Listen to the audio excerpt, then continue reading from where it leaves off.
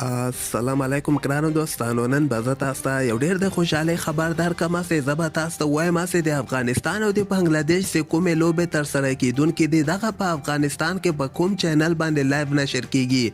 که تاسو غواړئ ځان ونه خبر کړئ نو ویډیو تر اخره پورې وګورئ، په هر څه به تاسو پوه شئ. زه به تاسو وایم چې د افغانستان او د بنګلادیش چې کوم راتلونکې لوبې ترسره کیدونکې دي. افغانستان به بنګلادیش سره اولنۍ 50 اوریزه لوبه د چهارشنبې په ورځ باندې ترسره کی، یعنی د 20 فبرवरी باندې به افغانستان بنگلادیش سره اولنۍ 50 اوریزه لوبه ترسره کی او دغه لوبه سهار ټایم کې 9:30 بجې د افغانستان په وخت باندې شروع کیږي. خو مخکې که موږ وګورو د افغانستان دغه لوبو رایټس به ملي سپورټ سره ول، خو دغه ورته ملي سپورټ بیخي غلی ده، اوسه پورې اعلان هم نه ده کړی چې د افغانستان او د بنگلادیش لوبې به موږ افغانانو ته لایو نشر کوو.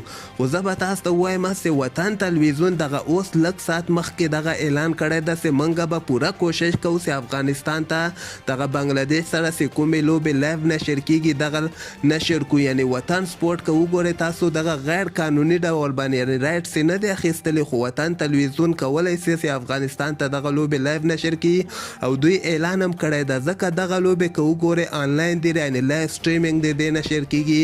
ریبټ هولډ بیډي د بنگلادیش یو چینل د ما تاسو ته تیره ویډیو کې هم خبر درکړی و، هغوی نه به دغې رخلي دغه لوبې او د انټرنیټ له لارې نه به په وطن سپورټ باندې که خیر دغه لوبې لایو نشر کیږي. د دې کوالټي به هم ښایي، یعنی لایو سټریمینګ به وي، خو هغه کوالټي به یې داسې لکه تلویزیون باندې چې دغه لوبې لایو نشر کیږي.